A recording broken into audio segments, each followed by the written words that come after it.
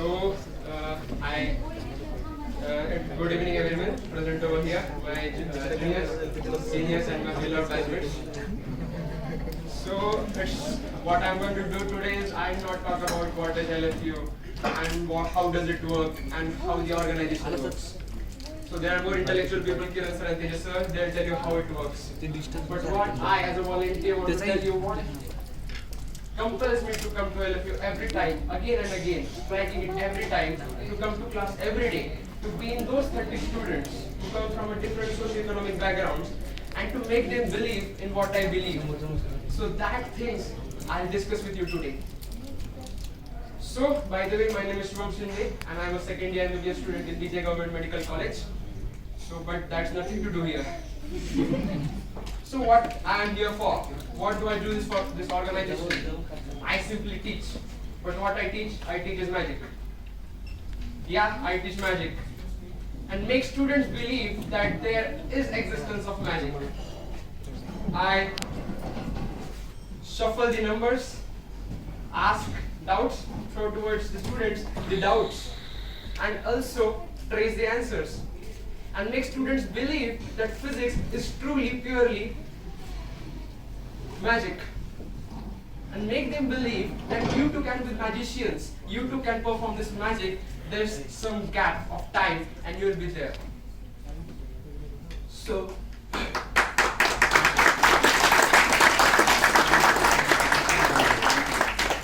whenever I go to the class, I ask the students, do you believe in magic? Yes, I ask the students, do you believe in magic? And they have different answers. Yes sir, no sir, sir dekh lenge. So they have different answers, varied answers. But at the end of the class, I ensure and assure you that I teach in such a fashion that they will end up saying a unified yes. So the thing is,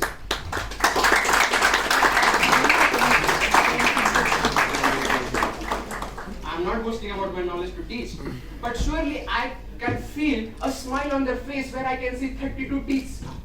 And that smile compels me to come to LFU every day within those 30 students and make them believe what I believe in.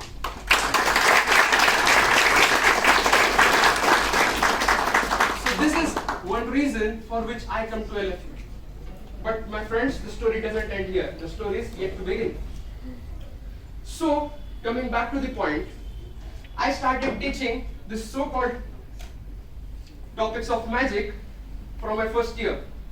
And now I'm going to start third year, hopefully.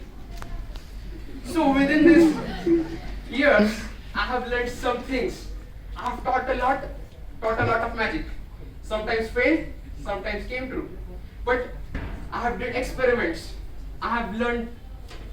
But the most important thing is I have learned from this NGO so much that I won't able to express it in my words. I have learned from my seniors how to lead.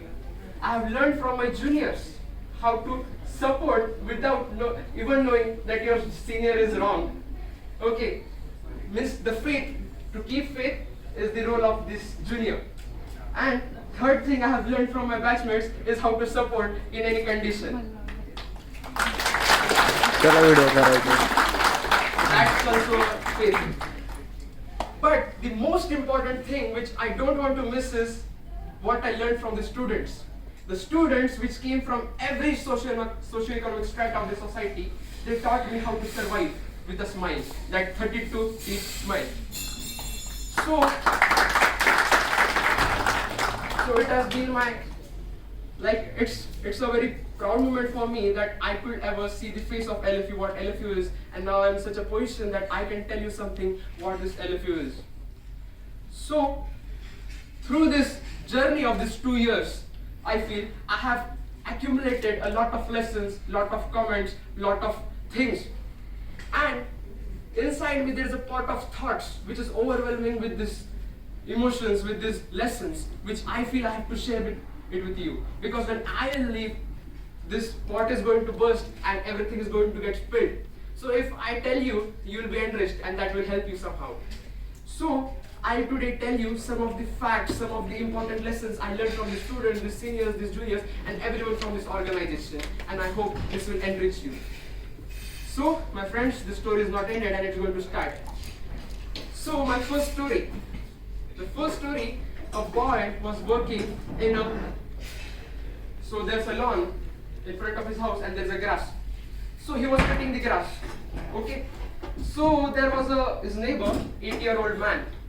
He just shouted, "Hey Steve, just come to my lawn, cut the grass if you have time." So Steve, like us, "No uncle, I'm doing my work." Very obedient towards his job. So uncle said, "Okay, I'll give you a gift." He said, "Okay, your work will be done." He went to the lawn, he cut the grass, and after grass was cut, he told what is the gift. Sorry, previously I had to tell that the man told, he asked out of this expectation, what is the gift? He told, "Your gift is very huge, very valuable, very precious." To this small mind, what it perceived is a physical thing, which later came to be wrong. But this small mind perceived that it very big thing, very valuable, very precious, like gems, jewelry, and something. But when he asked, after cutting the lawn, "Where is my huge, precious, valuable gift?" the man smiled. "Come on to my garage," he said, and he showed him a rotating rock tumbler, which was attached to a band and which was attached to a motor. So whenever you put on the light, when you put on the electricity, this motor will rotate, the band will rotate, and that will rotate the rotating rock tumbler.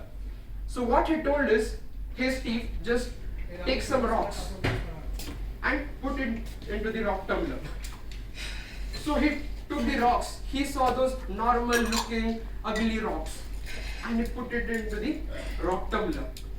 He told, "Yeah, okay, I have done your job number 2. Where's my gift?" The man laughed. He told, "Today you aren't getting your gift. It will be tomorrow when I give you your gift." So he came tomorrow. When he came tomorrow, he again asked, "Where is my huge, precious, valuable gift?" The man smiled. He told, "Steve takes these stones from the rock tumbler and see them." And to his astonishment, he found that the stones were very polished, very smooth, very glittering, very shining. But the astonishment slowly came down. He told, "Okay, where's my gift? Huge, precious, valuable." He told, "My son, this was your gift. There is no physical gift. This is a value which will help in your life." Some ugly looking rocks, which went through some of rubbing, which made some friction against each other, which made certain noise, came out as a polished stones. And this similar is the essence to teamwork. Team is nothing but the incredibly knowledge people coming together. They live together, they argue together. They have fights, but what they do is, after the fight, they make a product which is polished stones. So this is the power of teamwork. They rub against each other, they will have fights, they will have arguments, but at the end, you will have your product that is polished stone. So my friend, teamwork is very, very important. And this organization is founded on that principle, that is teamwork.